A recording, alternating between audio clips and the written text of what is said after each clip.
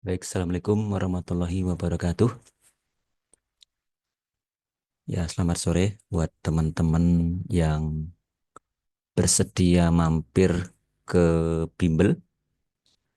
Sore ini insya Allah kita akan sama-sama belajar mengenal diagnosa lidah dari perspektif Giovanni Massosia. Ya, karena dari berbagai literatur atau kursus-kursus ini terkadang ada beberapa perbedaan teori sehingga satu eh, dengan lidah yang sama itu mungkin ada perbedaan dalam diagnosanya. Nah, sore ini kita ingin sedikit mengulas, mengenalkan kepada teman-teman, terutama teman-teman yang masih belum terlalu mendalami diagnosa lidah, ya, apa sih yang dipelajari dalam diagnosa lidah itu?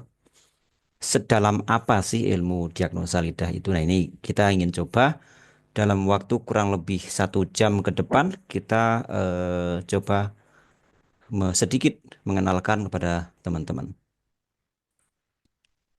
Sejak beberapa tahun yang lalu, saya mengoleksi beberapa literatur PDF yang tersebar di dunia maya ke dalam channel Telegram Perpustakaan Terapis yang teman-teman mungkin sebagiannya sudah ikut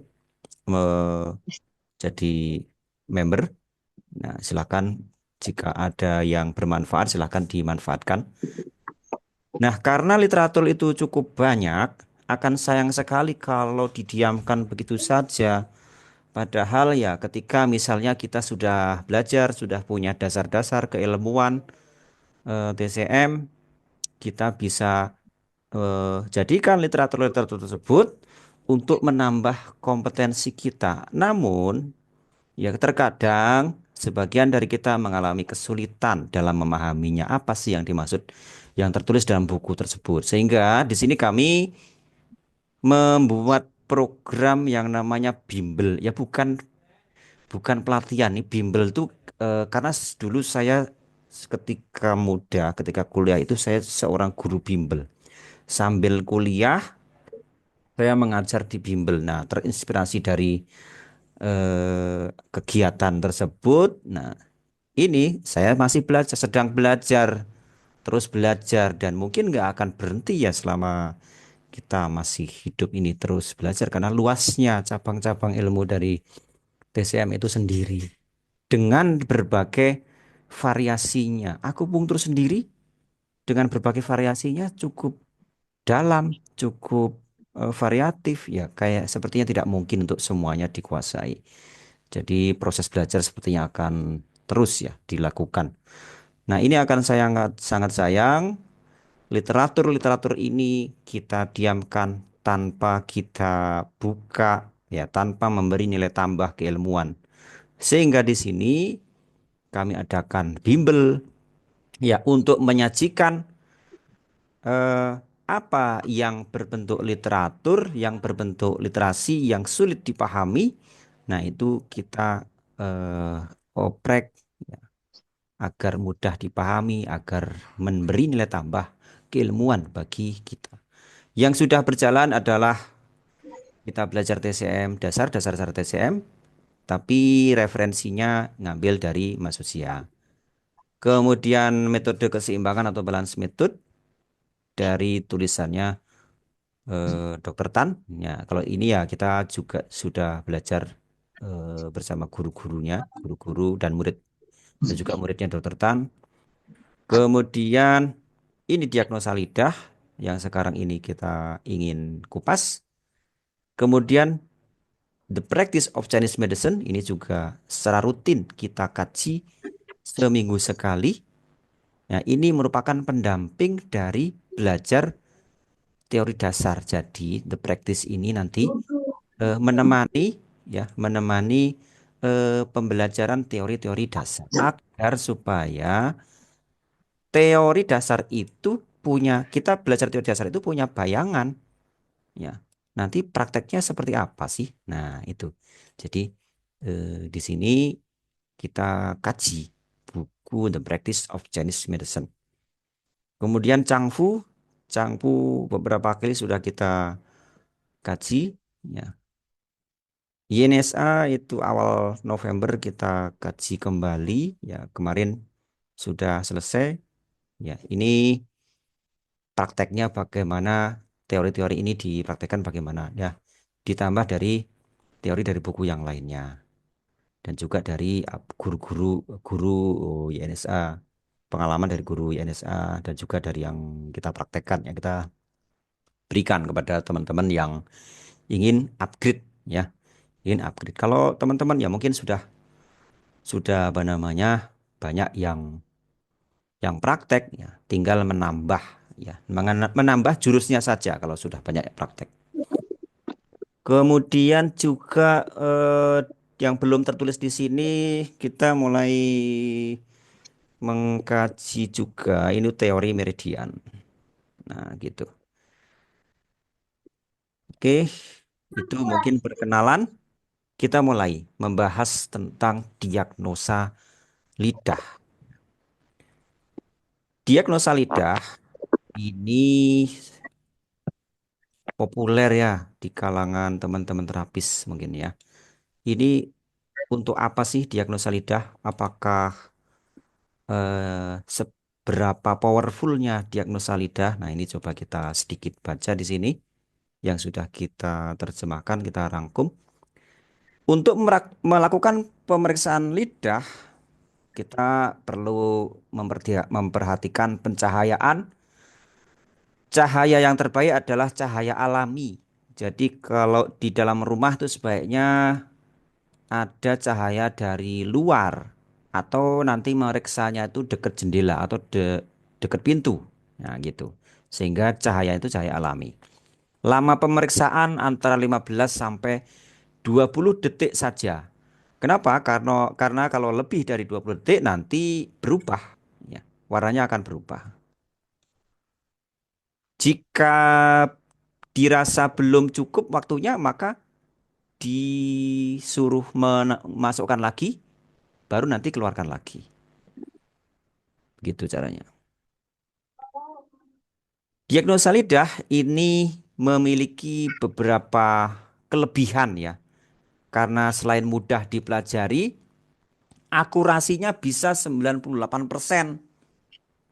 Misalnya kondisi yin yang-nya, kondisi panas dinginnya itu bisa 98%. Kalau kita jeli, ya kadang-kadang ada warna itu yang Satu. tidak jelas antara Chat merah lagi. atau pucat. Nah, kadang-kadang seperti itu butuh kejelian. Kemudian lebih objektif daripada diagnosa denyut nadi. Ya, progres terapi bisa dipantau dari pengamatan lidah. Misalnya, sebelum terapi itu warnanya ungu. Nah, nanti diharapkan setelah terapi warna ungu tadi bisa berkurang. Kemudian lapisan atau selaput tebal nanti diharapkan setelah terapi ini menjadi berkurang ketebalannya menjadi tipis, mendekati normal. Kemudian lidah yang tadinya tanpa selaput. Nah, diharapkan setelah terapi nanti mulai muncul ada selaput. Nah, itu lidah bisa dipakai untuk memantau progres atau keberhasilan dari terapi kita.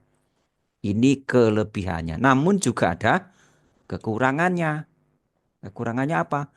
Misalnya, kekurangannya itu lokasi dari patologi itu tidak bisa secara jelas ditentukan. Misalnya, lapisan tebal di area jauh bawah, ya kan? Itu tidak jelas di organ mana yang ada lapisan tebal itu yang diindikasikan oleh lapisan tebal tersebut menunjukkan adanya akumulasi kelembaban Itu di organ mana? Itu tidak jelas. Nanti bisa digabungkan dengan diagnosa nadi.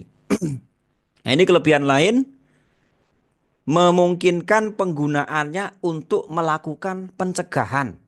Jadi orang yang belum menampakkan gejala penyakit, ya, itu dengan memeriksa lidahnya sudah bisa diketahui potensi adanya gejala penyakit nanti walaupun belum belum nampak simptomnya. Namun ketidakseimbangan tubuh itu sudah nampak ya sehingga bisa dilakukan pencegahan. Dapat digunakan untuk memandu pilihan prinsip pengobatan. Ya, jadi dari lidah nanti digabungkan dengan cara diagnosa yang lainnya, kita bisa memetakan apa pola ketidakseimbangan yang terjadi. Dari situ bisa dipakai untuk menentukan strategi terapi yang cocok bagi penderita atau pasien tersebut. Kemudian dapat digunakan untuk memandu pilihan dosis resep herbal. Nah, ini di antara kelebihan-kelebihan dari diagnosa lidah. Ya, kita lihat contoh ini. Ini contoh lidah di mana selaputnya sangat tebal, teman-teman. Dan bagian sampingnya ini kempes. Bagian tengah tebal, kemudian selaputnya tebal. Selain selaput, tubuh lidahnya tebal, ya kan? Namun bagian pinggirnya kempes. Ya. Ini menunjukkan eh, awalnya itu defisiensi G-limfa, namun sudah parah sehingga kempes. Jadi pinggir itu kalau dalam peta lidah ya, dalam peta lidah pinggir itu memang dari teorinya liver ya. Tetapi bukan melulu liver. Pinggir itu bisa menunjukkan liver, kandung empedu, bisa limpa, bisa rahim ya. Itu area pinggir. Nah, di sini area pinggir di sini awalnya itu eh, bengkaknya itu mirip dengan ini, segini ya. Begini ya awalnya. Namun karena sudah parah dia anjlok apa namanya? Pinggirnya ini lebih kempes, dia menunjukkan lebih parah defisiensi G limpanya. Kemudian di bagian tengah ini tebal ya, menunjukkan akumulasi dahak di area jauh tengah. Kemudian di sini selaputnya juga tebal. Di organ funya juga banyak apa namanya dahak. Nah, dibuktikan, ini dibuktikan ketika ini kan pasien ini orangnya tidak bisa kentut ya, tidak bisa kentut, kemudian apa namanya sesak napas, perutnya kembung, ya, ya begitu sudah sangat parah, ya dibawa ke rumah sakit, dioperasi, dicek ya, ternyata katanya ususnya lengket. Ususnya lengket. Ini diambil. Yang membuat lengket usus itu diambil. Ternyata dahak. Ya, seperti yang ada terindikasi di lidah. Nah, ini setelah dioperasi baru baru ngundang saya waktu itu. Ya, karena di rumah sakit ya saya tidak bisa bantu. Ya, cuma memberikan saran-saran saja. Oke, contoh lain misalnya teman-teman, kegunaan dari diagnosa lidah dalam memantau progres terapi. Sebelum lidah seperti ini, kita lihat ya penampakannya, ya pinggirnya tuh nggak mulus ya. Kemudian bagian ya tengahnya ini juga tidak mulus ya kan. Setelah terapi dia lebih membaik, sisi warnanya juga lebih merah, tidak terlalu pucat ya. Ya gitu. Progres sebelum dan sesudah terapi bisa dipantau dan gejalanya pun membaik. Ketika lidah ini membaik, gejala yang dirasakan oleh pasien pun lebih baik. Ini contoh lain misalnya, ya sebelum terapi seperti ini lebih dalam dia apa namanya retakannya, ini retakan tipe jantung, ya. Kemudian apa namanya di warnanya lebih pucat. Nah, setelah terapi dia sisi retakannya menjadi lebih bagus ya. Kemudian lebih merah, lebih merah begitu. Dan simptomnya pun yang dirasakan oleh pasien ini menjadi lebih baik, lebih nyaman. Yang tadinya dikeluhkan itu sudah dirasakan menurut pasien ini nyaman. Ini pasien yang apa namanya kronis menderita apa namanya eh, defisiensi yin, defisiensi yin yang sudah menyebabkan panas kosong. Ini gejalanya termasuk gejala kejiwaan ini teman-teman, anxiety dan sebagainya, selalu galau ya, ya. Ya mendekati gejala jadi orang gila, mendekati ke sana. Tapi asalnya itu dari pola makan dalam jangka panjang yang tidak seimbang, yang dominan makanan-makanan tipe panas, sambel, gorengan dan sebagainya. Menjadi seperti ini. Ya. Nah, ini kita lihat di sini selaput lidah ini melingkupi area pinggir, area pinggir. Nah, ini orangnya juga apa namanya bingungan, sulit mengambil keputusan. Ya, tanda bahwa ada gangguan di kandung empedu. Nah, ini terindikasi di sini bagian selaput ini melingkupi area pinggir juga, tidak hanya area tengah. Ya, gitu. Dan juga ada gangguan sennya ya, sennya terganggu Ini belum karena panas, melakukan itu keluhan karena kesehatan panasnya tersebut. karena tidur ngorok sering kram malam.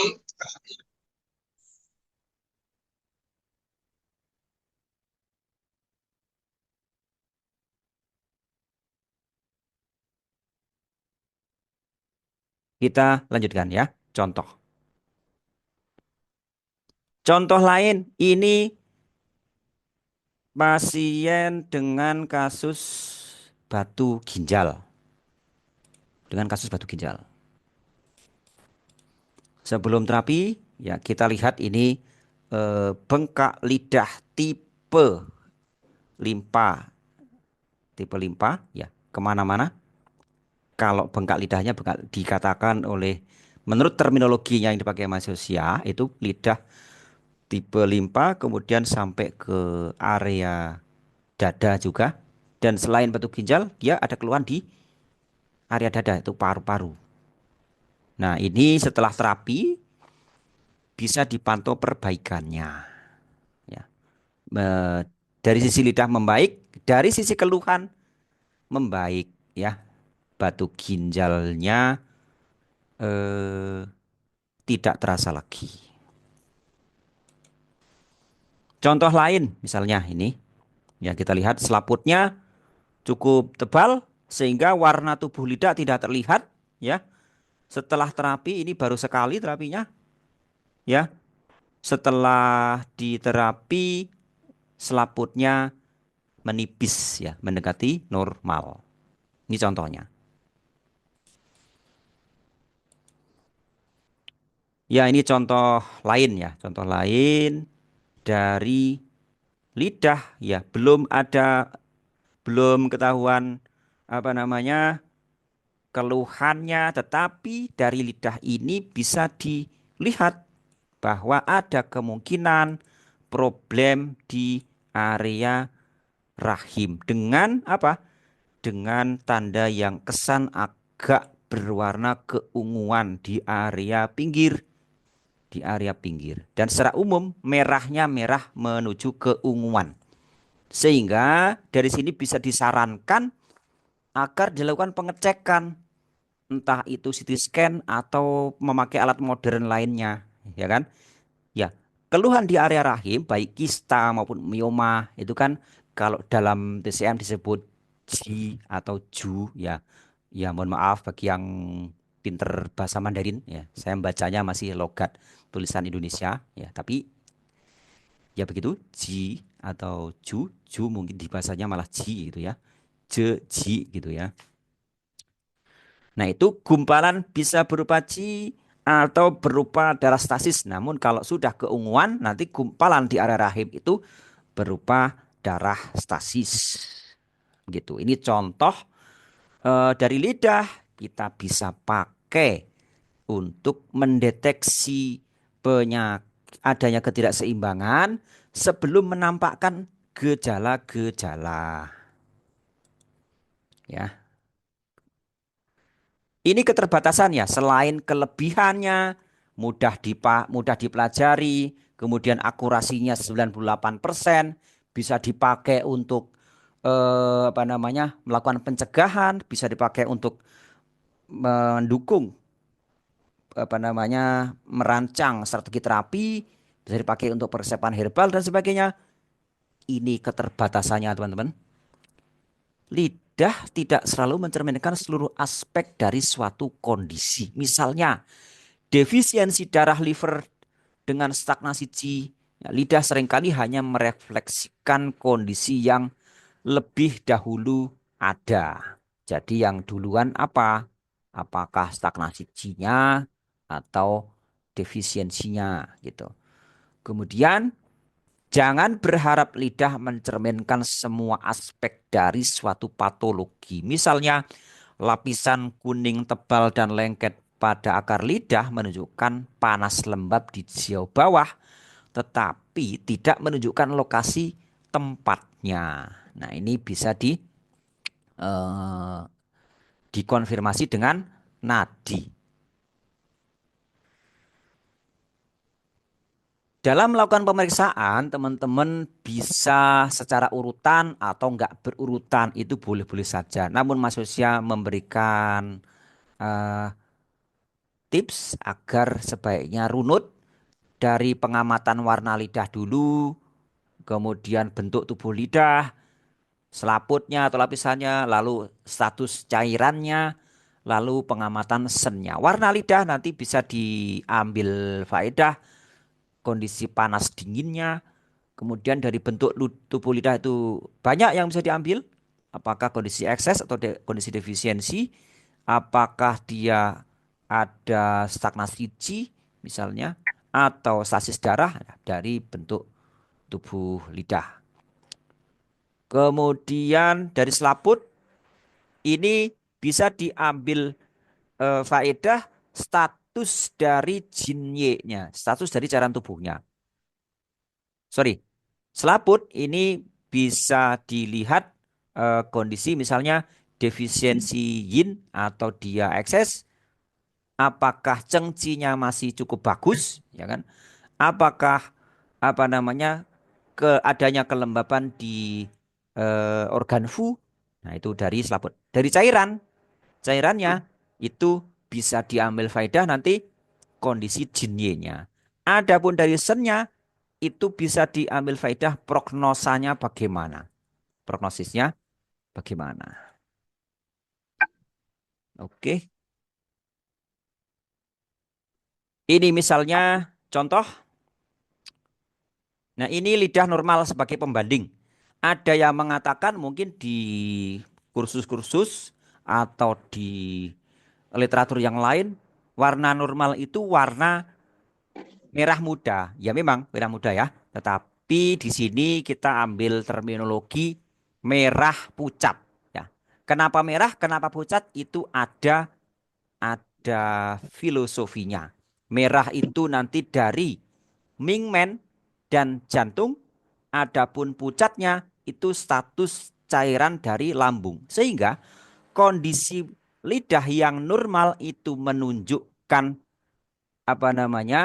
lidah itu kondisinya eh, sehat, menunjukkan kondisi organ jantung dan juga mingmen sehat dan organ lambungnya juga sehat. Secara umum lidah, ya, pengamatan lidah ini ya petanya demikian, Di pangkal lidah itu menunjukkan kondisi organ yang berada di jauh bawah atau lower burner.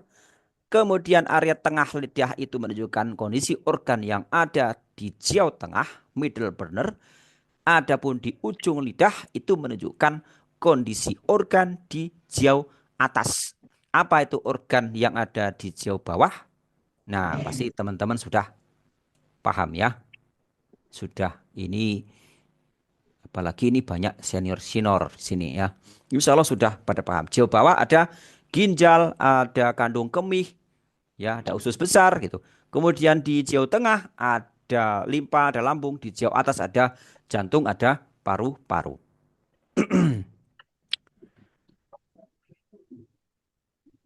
Kita lihat contoh ya. Contoh ini contoh eh, area ujungnya merah. Maknanya apa? Kalau kita melihat penyakit yang ada zaman sekarang ini menunjukkan adanya patologi di area dada, entah itu jantung, entah itu paru-paru. Kalau ujung lidah menunjukkan area jantung. Namun kalau dari pandangan TCM ini status dari sennya ya, sennya eh, terganggu oleh panas. Kemudian ini bengkak di area pinggir, di area pinggir. Nah, ini dinamakan bengkak tipe liver yang bergabung dengan tipe limpa dan juga ada panas di ujung lidah. Ini adalah lidah tipe bengkak liver ya. Dan juga lihat selaputnya di tengah cukup tebal dan ada retakan. Retakan ini nah retakan jantung tetapi masih eh, apa namanya tipis, masih belum dalam. Ini bukan defisiensi yin di jantung tetapi dia menunjukkan eh, kerentanan emosional, kecenderungan konstitusional terhadap tekanan mental yang lebih rentan. Kemudian ini dinamakan seperti ini bengkak tipe limpa lambung ya. Ini menunjukkan apa namanya? Lidah ini terisi oleh cairan akibat dari adanya apa namanya? Ketidakseimbangan dalam transformasi Jinye, transformasi cairan ya, mengakibatkan adanya ini bengkak. Kemudian selain itu di sini bagian lambung ini terkelupas, lebih terkelupas apa namanya cair selaputnya. Ini menunjukkan adanya defisiensi yin di lambung. Kemudian contoh ini juga awalnya seperti ini teman-teman. Lidah seperti ini berkembang dari kondisi yang bengkak tipe limpa seperti ini.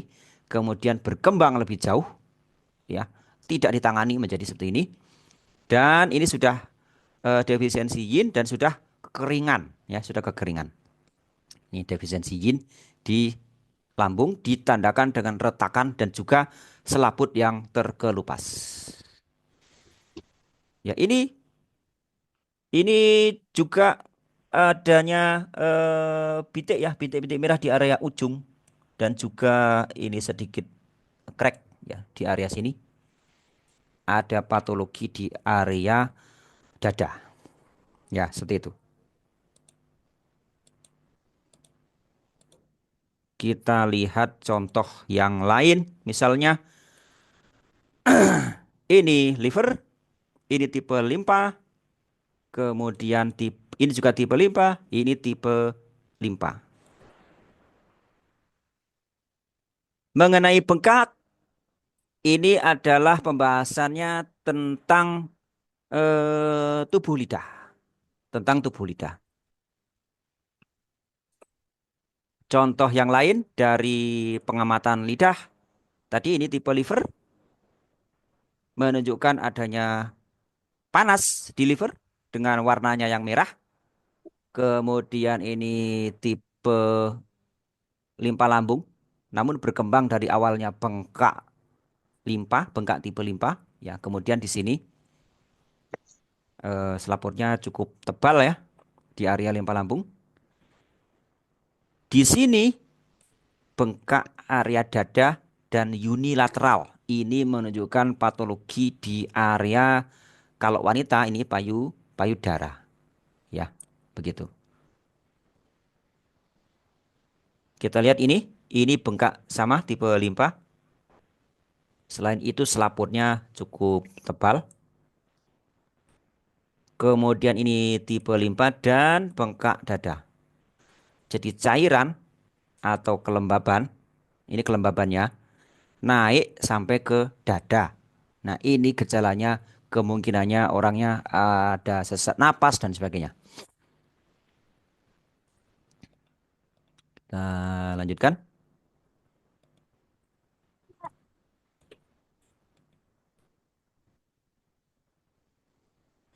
Ini contoh yang ya warnanya ungu. Warnanya ungu dan tebal dan di samping ini ungu ya. Ini samping kalau di peta lidah ini area liver, tetapi tidak hanya liver. Ketika seperti ini, maka menunjukkan problem di area rahim. Jadi bukan hanya liver ya di samping sini, La bisa ilallah. bisa liver, bisa limpa, bisa rahim, ya gitu. Ini kita mute dulu ya, mohon maaf agar tidak noisy.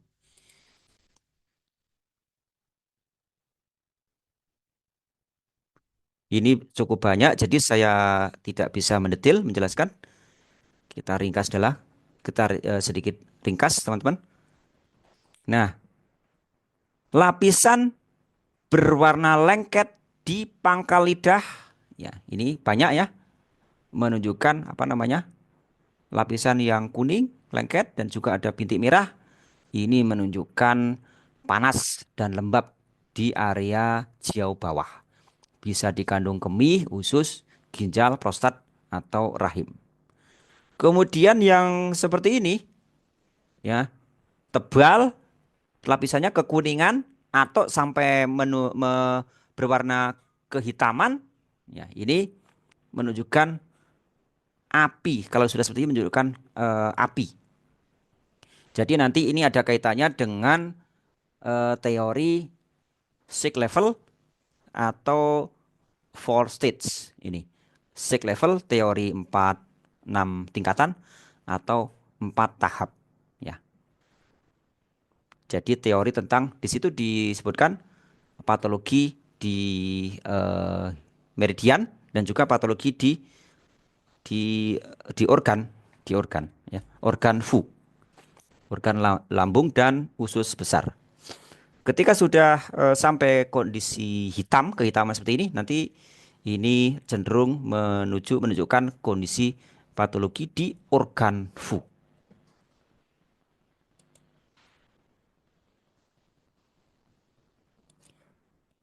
Teori lidah normal, ini adalah teori lidah normal, teman-teman. Lidah normal ini kenapa kok merah pucat atau yang ada yang mengatakan merah muda? Nah ini dari api Mingmen dan jantung. Adapun pucat itu dari cairan lambung, ya. Sehingga dari sini nanti bisa diketahui, bisa dinalar ya. Ketika cairan, ketika lidah itu cenderung pucat, itu kemungkinannya mingmennya meredup atau darahnya kurang ya, pucat. Bisa defisiensi darah atau defisiensi yang. Ya, karena apa? Pembentuk warna merah dalam lidah itu kurang. Akibatnya yang dominan adalah warna pucat. Ya, seperti itu. Lebih detail di sini lidah apa namanya? Pucat atau terlalu pucat. Ya. Ini kita adakan pelajaran kurang lebih 15 kali Zoom untuk menjelaskan secara detail bagaimana Mama lidah pucat, ini lidah normal, dan seterusnya. makan. Iya, udah mandi.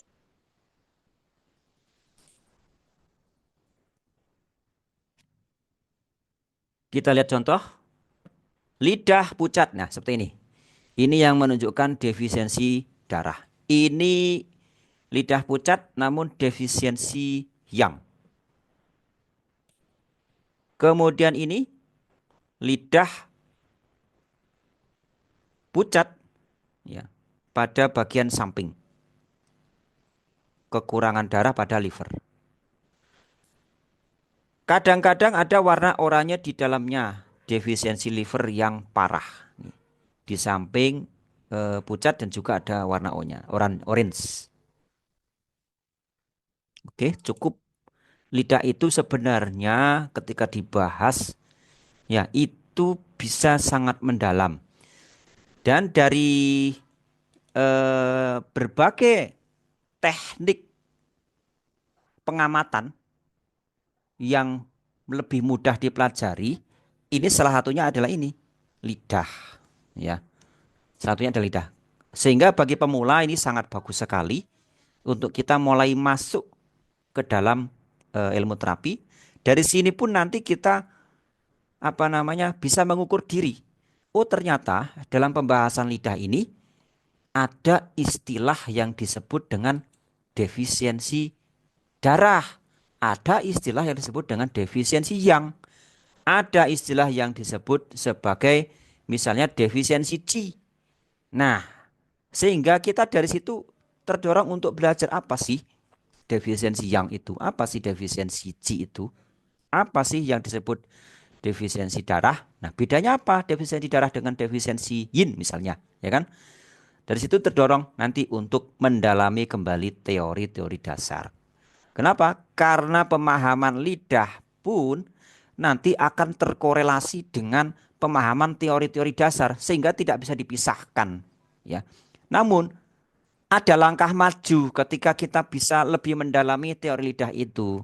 Ya, kita lebih terpacu lagi, ya. Nanti minimal minimal kita mengetahui istilah-istilah yang dipakai dalam pembahasan teori lidah ini. Apa itu defisiensi darah, apa itu defisiensi yang, ya kan? Begitu.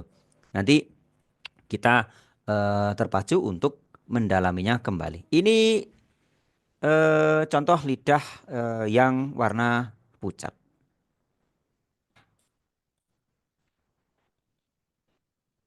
Ini contoh yang lain, lidah yang berwarna merah. Lidah berwarna merah ini secara umum menunjukkan panas. Namun panasnya itu panas apa? Apakah dia panas ekses ataukah panas defisiensi? Nah, itu ada bedanya. Ketika warna lidah itu merah tetapi selaputnya ini masih ada dan mengakar. Nah, nanti ada selaput itu mengakar atau tidak mengakar. Nah, itu bedanya bagaimana? Nah, nanti di pelajaran yang lebih detail akan kita bahas beda antara selaput yang mengakar dengan yang tidak mengakar. Nah, di sini ketika lidah itu warnanya merah dan selaputnya tebal dan masih mengakar, ini menunjukkan adanya panas ekses. Panas ekses. Kondisi panas tetapi cengci di tubuh kita itu kuat, ya. Kondisi cengcinya kuat. Kemudian ketika lidah itu selaputnya nggak ada, selaputnya itu hilang dan berwarna merah, maka ini menunjukkan kondisi panas defisiensi. Nah, antara pemahaman mengenai ekses dan defisiensi ini nanti ada hubungannya dengan teori yin yang, sehingga ya nanti di sini juga dijelaskan sedikit mengenai teori yin yangnya yang berkaitan dengan pemahaman lidah ini. Nah, teman-teman juga ketika nanti membaca literatur tentang lidah atau mendalami ilmu lidah tentang ekses, ada panas ekses, ada panas defisiensi atau disebut sebagai panas kosong. Nanti ketika belum paham apa sih bedanya antara panas defisiensi dengan panas panas ekses. Nah, nanti mudah-mudahan jadi terpacu untuk membuka kembali pelajaran-pelajaran teori dasar tentang panas kosong atau panas ekses.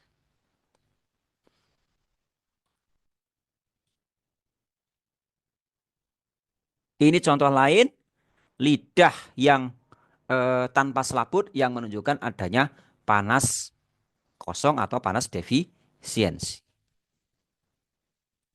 Contoh lain lidah yang tanpa selaput tetapi belum berwarna merah ya. Jadi misalnya ini kondisi normal, ini status dari yang, terus tadi yang di tubuh kita, kemudian yin-nya itu berkurang. Awalnya berkurangnya masih sedikit, masih agak imbang ya, sehingga belum menunjukkan tanda panas. Tetapi jika berkurang ini makin banyak, berkurangnya yin-nya ini, maka kita mengibaratkannya seperti kita membuat es teh ya, es teh. Es teh dibuat atau es dingin dibuat dari balok es dan air hangat ya. Berarti ada air hangat ditambah es yang dingin.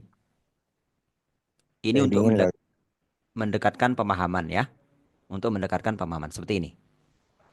Ini air panas taruhlah gitu.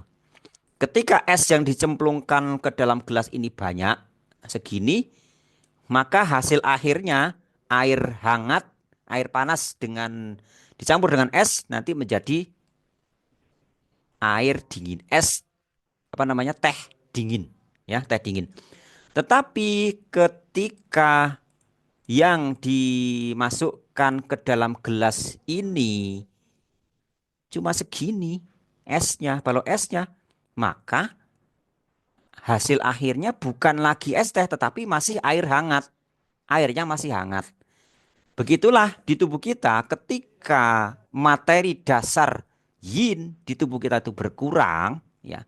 Aspek pembentuk dingin di tubuh kita itu berkurang. Adapun eh, apa namanya materi dasar tipe yang itu kan sifatnya panas. Materi dasar yin itu manifestasinya dingin. Antara dingin dan panas di tubuh kita itu tidak seimbang, di mana dinginnya itu berkurang, ya, maka hasilnya adalah nanti panas, ya. Yang nampak itu adalah panas, gitu. Karena ketidakseimbangan antara dingin dan panas, ya, jumlahnya nggak seimbang, dinginnya berkurang. Ini seperti ini. Awalnya lidah itu pucat, ya, menunjukkan apa? Pucat dan tanpa selaput menunjukkan defisiensi yin. Maksudnya apa defisiensi yin ini? Defisiensi dari materi dasar atau substansi vital tipe yin. Apa saja substansi vital itu tipe yin? Itu bisa jin ye, bisa jing, bisa darah. Ketika terjadi defisiensi yin, awalnya belum ada warna merah. Tetapi jika makin kurang, makin defisien materi dasarnya, bisa menimbulkan warna menjadi merah. Menunjukkan apa? Adanya panas kosong. Itu tinjauan dari materi yin yang-nya. Nah, ini kita bahas secara mendetail insya Allah di pelajaran lidah ini. Kemudian lidah juga bisa menunjukkan ini dari sisi warna ya. Warna merah ini tidak melulu dari panas ekses atau panas defisiensi. Bisa juga ya lidah berwarna merah itu menunjukkan patologi adanya invasi angin panas ya. Awalnya angin panas itu menginvasi area dada di sini ya. Ketika eh, tidak diatasi maka semakin ke dalam dia ke area tengah seperti ini. Ya, ini terutama pada anak-anak. Jadi kalau ujung lidah atau area dada itu merah belum tentu dia gangguan di area paru-paru ya. Belum tentu gangguan sen ya, penyakit paru-paru atau penyakit jantung belum tentu. Tetapi bisa juga ada kemungkinan lain adanya invasi angin panas. Ya, ini hubungannya juga dengan teori dasar Di mana paru-paru itu berhubungan dengan kulit, menguasai Wei Qi yang mengalir di antara lapisan antara kulit dan otot, ya. Ketika ada invasi angin panas, maka tentu saja di ruang antara kulit dan otot itu terpengaruh. Sementara ruang antara kulit dan otot, ya, dan kulit itu dikuasai secara teori TCM dasar oleh paru-paru, sehingga di lidah pun akan nampak berwarna merah akibat dari adanya invasi tadi, invasi angin panas tadi. Oke, kemudian kita coba bahas lagi ini patologi terkait gangguan sen. Gangguan sen. Seperti ini misalnya terkait gangguan sen. Awalnya yang masih ringan, ujung lidah berwarna merah. Kemudian, oh sorry, ini yang normal, masih normal. Kemudian ini ujung lidah merah. Yang lebih parah ini badan lidah berwarna merah dan ujung lidah lebih merah. Kemudian lebih parah lagi, ada yang lebih parah, ujung lidah merah dan ada bengkak. Bengkak tipe jantung. Bengkak tipe jantung itu kalau normal kan begini. Kalau tipe jantung itu nanti begini bengkaknya. Nah, begini. Kira-kira begini. Nah, ini bengkak tipe jantung ini. Begini dan di ini menjulur ya. Di sini lebih menjulur. Bengkak tipe jantung. Nah, ini gangguan sennya lebih parah dari yang hanya warna merah. Lebih parah dari itu ada retakan tipe jantung. Ya, selain ujung lebih merah, ini retakan tipe jantung. Lebih parah lagi, ada bengkak, ada warna merah dan bengkaknya lebih dalam. Nah, dari lidah bisa dilihat eh, tingkat keparahan dari gangguan sen.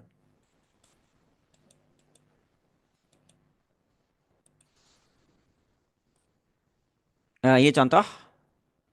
Contoh ini mirip dengan yang tadi. Di sini ada keunguan, ya. Ini dicurigai, bisa dicurigai ada problem di area rahim. Ya, kemudian ini bengkaknya di area jantung, bengkak jantung. Dan bengkak area jantung ini berakar juga dari bengkak limpa. Dan di sini ada bengkak juga tipe liver. Ini saya mengambil istilah yang dipakai oleh Giovanni Masusia ya. Mungkin di literatur lain atau ahli-ahli lain menggunakan istilah yang berbeda, saya mohon maaf. Di sini ada ciri dari bengkak tipe liver, kemudian ada bengkak di area jantung juga.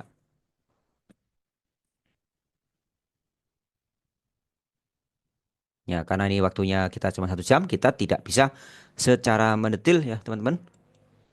Ini sebagai pengenalan saja. Seberapa dalam sih kita belajar lidah itu? Nah, ini teori tentang panas kosong dan panas ekses. Kalau lidah itu tanpa selaput, nah ini menunjukkan panas kosong. Kalau tanpa selaput itu menunjukkan defisiensi yin. Kalau tanpa selaput dan berwarna merah, maka defisiensi yin itu sudah berkembang menjadi panas kosong. Awalnya begini, awalnya memang lidah tanpa eh, selaput dan berwarna merah ini berkembang dari tanpa selaput dulu, hilang dulu selaputnya, defisiensi yin dulu. Lalu lama-lama bisa berkembang menjadi eh, defisiensi yin yang sudah menyebabkan adanya panas kosong. Adapun lidah warna merah saja namun dengan selaput, ya. Selaputnya masih mengakar, ini menunjukkan panas ekses.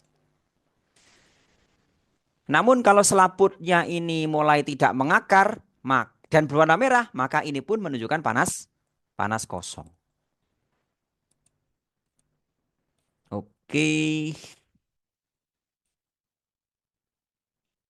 Kita lanjut lagi mungkin sekarang membahas lidah ungu. Nah, lidah ungu ini menunjukkan adanya darah stasis. Ada dua tipe lidah ungu, yaitu lidah ungu kebiruan dan ungu kemerahan. Ungu kebiruan ini berkembang dari kondisi dingin, ungu kemerahan berkembang dari kondisi panas. Kondisi dingin itu ada dua macam, ya. Karena memang kondisinya itu yin atau kondisinya itu kekurangan yang, itu manifestasinya dingin. Nah, dingin itu bisa mengkerutkan meridian dan membuat darah menjadi macet, menjadi mandek. Sehingga nampak di lidah menjadi berwarna ungu. Menunjukkan adanya darah mandek atau darah stasis. Adapun kondisi panas itu ada dua macam. Ada panas ekses, ya, kelebihan panas, tipe ekses, cengcinya masih kuat, atau kondisi kedua panas kosong, panas yang diakibatkan dari kekurangan materi dasar tubuh. Ya, nah manifestasinya panas.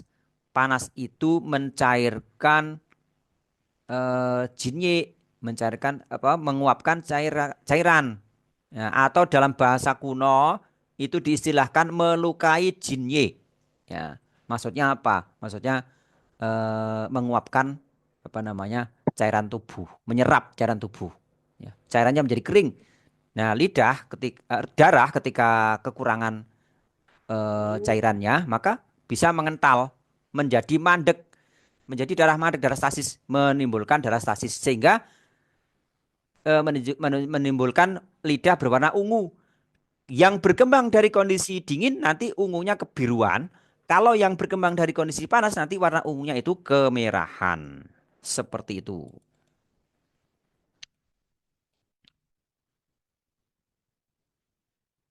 Kita lihat mungkin contohnya ya.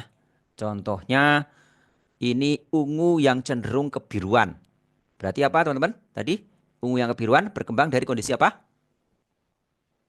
Kondisi dingin. Ini sisi berwarna ungu di area liver.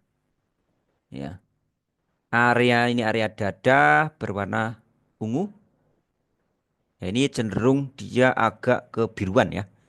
Ini juga agak kebiruan. Kita lihat yang agak kemerahan ini. Ini kebiruan, kebiruan ini agak kemerahan ini.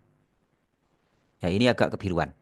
Berkembang dari kondisi panas, ini berkembang dari kondisi dingin, ini berkembang dari kondisi dingin. Kemudian tingkat level dari keparahan darah stasis itu juga bisa dilihat dari lidah. Awalnya itu normal, kemudian nampak, ya, walaupun tubuh lidah belum warna ungu, bisa dilihat dari vena sublingual yang berwarna ungu dulu, lalu ya tingkat keparahan berikutnya sisi lidah berwarna ungu, dan ketika sudah makin parah seluruh lidah ini berwarna ungu. Ini contohnya lidah normal, kemudian ini vena sublingual berwarna ungu. Ya, walaupun tubuh lidahnya nampak normal, namun ini menunjukkan sudah mulai ada darah stasis, ada darah mandek. Kemudian jika lebih parah dari kondisi ini, warna sisi di lidah warna ungu. Kemudian jika makin parah, maka seluruh lidah berwarna ungu. Oke, kita lanjutkan. Ini warna ungu di area dada. Area dada untuk wanita bisa dicurigai adanya problem di area payudara, entah itu yang nanti mungkin mengarah ke kanker payudara. Vena sublingual ini ada macam-macam, bukan hanya warna ungu ya. Vena sublingual itu ada yang warna kuning, ada yang warna gelap. Ya, kalau warna gelap, warna ungu ini menunjukkan darah stasis. Ada yang warna lain misalnya kekuningan. Ya, kekuningan menunjukkan panas lembab. Kemudian ada juga yang warna lain, warna normal tapi dia mengkilap itu. Itu juga warna yang lain. Kemudian ini warna ungu tua menunjukkan adanya stasis darah. Kemudian jika bengkak dan warna gelap ini ada pengerasan di pembuluh darah. Kemudian nodul berwarna gelap ya. Ini bisa menunjukkan pengerasan arteri dan penyakit jantung. Ya, ini saya ada yang lain nih sebenarnya. Sini. Nah, ini. Kalau terlalu kurus ini defisiensi yin. Kemudian bengkak lengket putih menunjukkan kelembaban. Kemerahan ini panas lembab. Kemudian kekuningan ini kelembapan keruh yang menguap ke atas nih. Ini tentang vena sublingual ya, warna kekuningan. Kemudian yang putih licin menunjukkan kondisi dingin lembab. Kemudian pembuluh darah yang kering gelap, ini vena sublingualnya menunjukkan defisiensi yin dengan panas kosong. Jadi panas kosong sendiri eh, bisa dilihat dari tadi warna merah di lidah, tubuh lidah dan juga apa namanya eh selaput ya, status selaput apakah dia mengakar selaputnya ataukah terkelupas atau hilang sama sekali ya. Kemudian apa namanya bisa juga dari sini vena sublingual. Oke, karena kita sudah hampir 1 jam, kita mungkin buka diskusi ya, bukan tanya jawab ya. Mungkin diskusi sharing ya.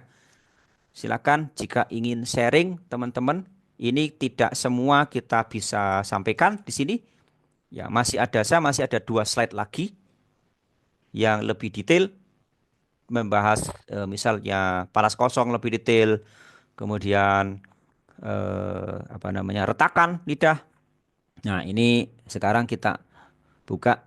Tadi ada komen ya, saya baca dulu. Kalau anak kayak seperti pulau lidahnya, seperti pulau. Saya kurang tahu yang dimaksud seperti pulau.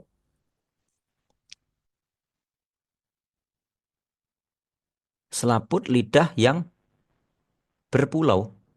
Oh, selaput lidah yang berpulau. Defisiensi yin itu, Pak. Bagaimana? Defisiensi yin, Pak. Oh, defisiensi yin. Iya. Oh, maksudnya selaput yang tidak mengakar ya, mungkin. Kalau defisiensi kan selaputnya tidak mengakar. Ya, Iya, Pak. mungkin istilah lainnya kayak pulau ya. Ya, terima kasih.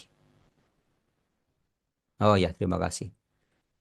Berarti ini istilah lain dari apa namanya? Selaput yang tidak mengakar. Nah, bedanya apa? Selaput mengakar dengan yang tidak mengakar. Mengakar itu dia keluar dari badan lidah. Secara mikro dia seperti ini. Kalau sudah tidak mengakar, dia jadi seperti ini. Penampakannya kalau mengakar seperti rumput yang kelihatan keluar dari dalam tanah. Tapi kalau tidak mengakar, dia seperti rumput yang disebar, yang sudah dipangkas rumputnya lalu disebar. Atau nampaknya itu seperti sesuatu tepung ya, adonan tepung yang ditempelkan di lidah. Itu yang tidak mengakar. Ya, seperti itu. Kesannya itu bisa dikerok gitu loh. Nah, itu lidahnya tidak, selaputnya tidak mengakar. Barangkali masih ada yang ingin diskusi, memberikan tambahan. Ya, teman-teman di sini banyak senior, ya kita sama-sama belajar. Silakan. Monggo Mbah Mijan. Siapa Guru? Terima kasih. Waduh, Saya mau mendengar saja mendengar dulu Pak Guru. waduh, nih senior kita, Masya Allah. Senior Nah, jangan gitu lah Pak Guru. ada Mas Iswan. Oh ya, ini seperti pulau. Ini yang dikirim oleh Mas Iswan. Itu lidah yang itu jelas tidak mengakar. Kemudian lidahnya ini saya copy ya. Saya copy. Kita lihat sama-sama.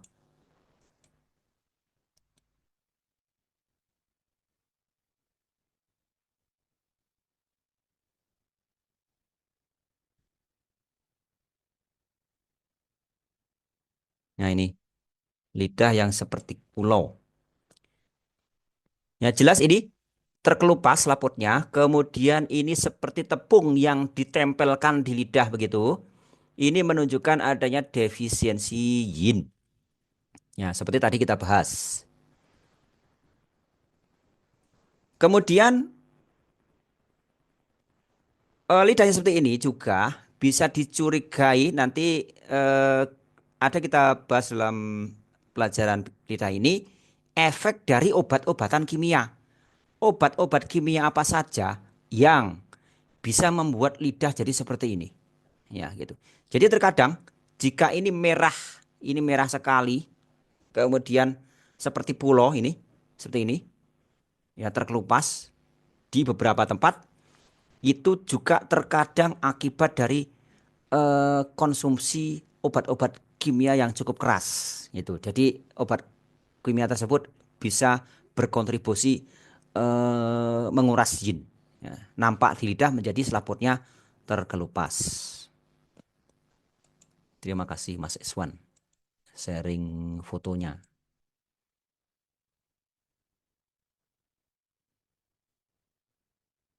Pada anak-anak, pada anak-anak sudah seperti ini ya.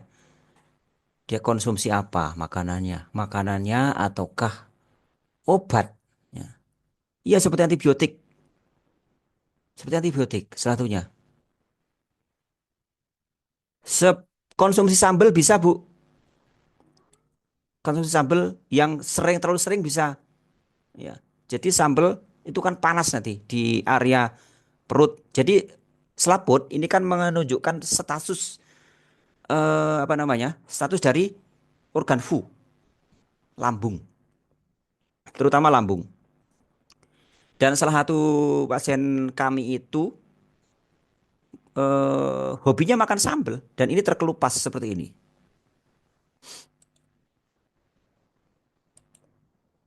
Dijelaskan lembab keruh menguap ke atas. Yang disebut lembab keruh menguap ke atas ini begini. Kalau saya memudahkan untuk pemahamannya, kita lihat orang kampung memasak memakai kayu bakar. Memakai kayu bakar ya.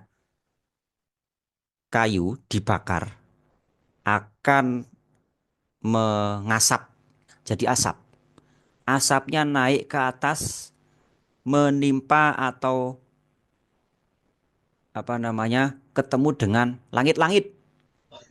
Lama-lama apa yang akan dialami oleh langit-langit tersebut? Berwarna apa? Langit-langitnya menjadi berwarna hitam.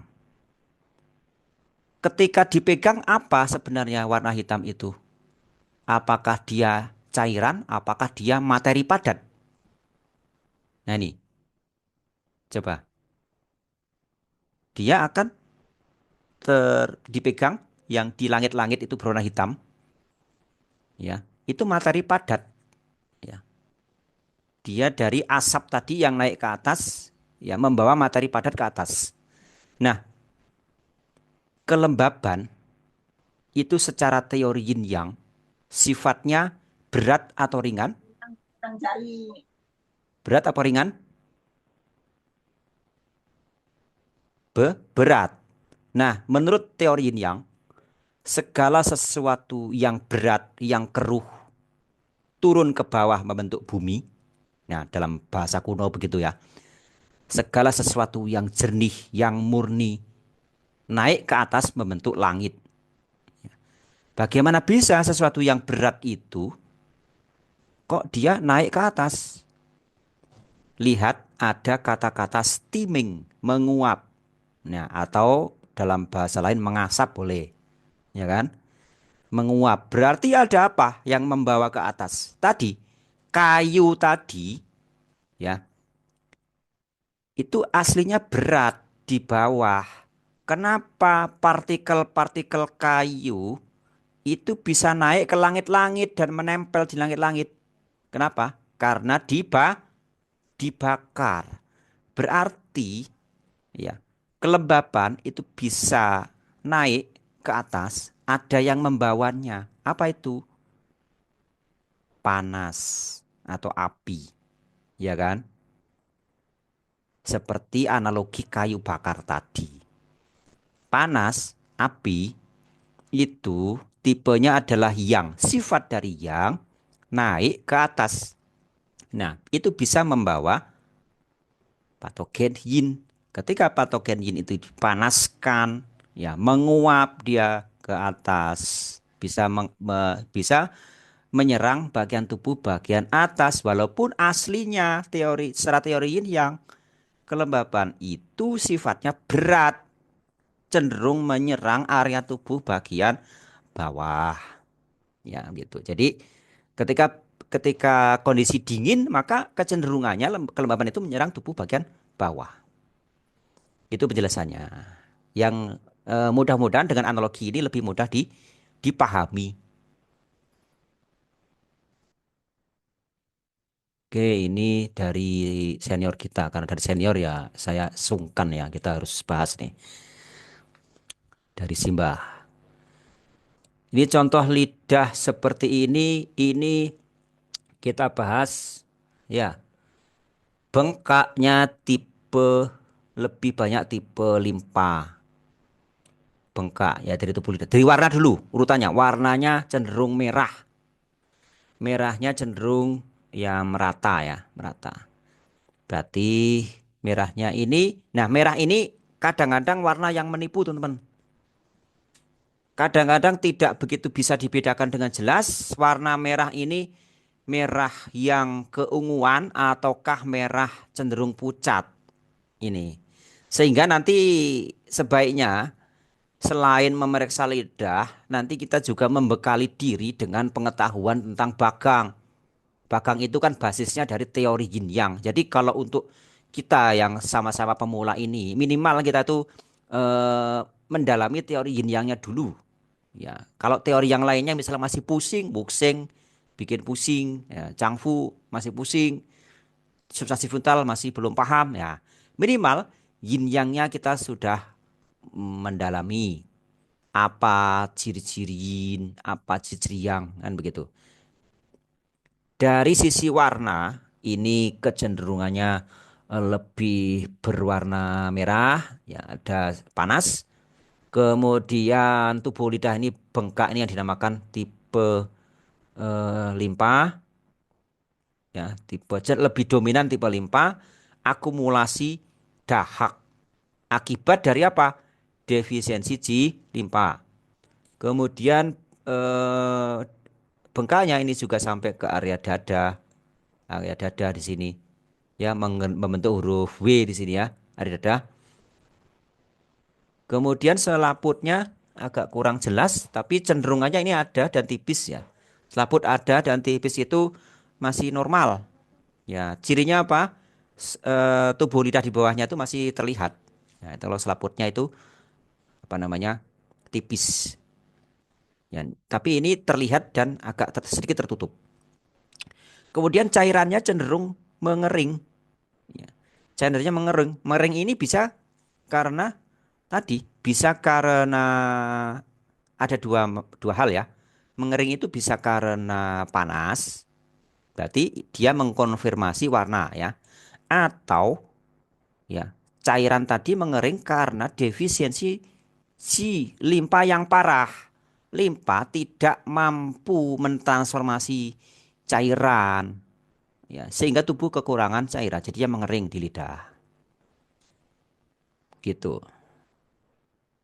Kemudian sennya oke, prognosisnya berarti masih oke, masih bisa terapi. Ya. Kecenderungannya masih oke.